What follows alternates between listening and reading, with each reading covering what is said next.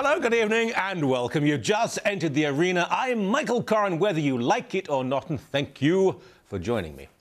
Well, such a lot of talk about some sad old comedian on the CBC grasping desperately and angrily for what is left of her publicly funded career. Frankly, I find her a pity case, really.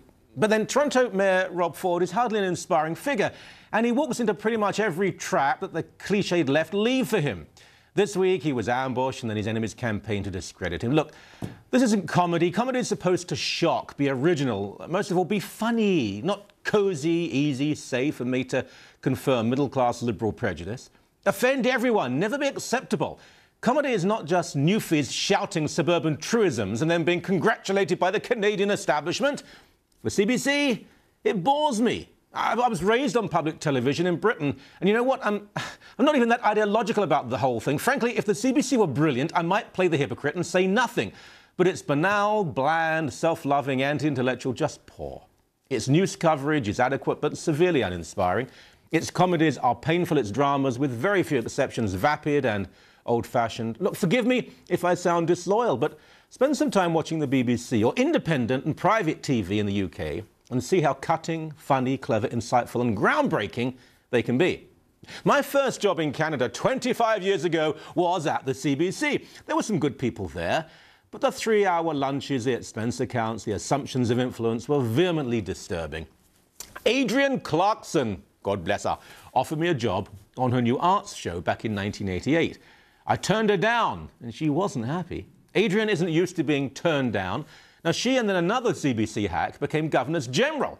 Can you imagine for a moment, a genuinely dynamic, anti-establishment broadcaster producing two people who become the epitome of colonial power?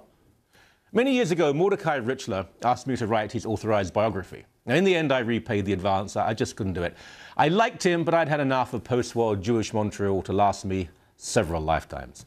Mordecai was being interviewed by that old fraud Peter Zowski in front of more than 1,000 people, and suddenly Zowski launched into an attack on me. Why would you ask Coren to write this book? He's anti-feminist. And on and on and on.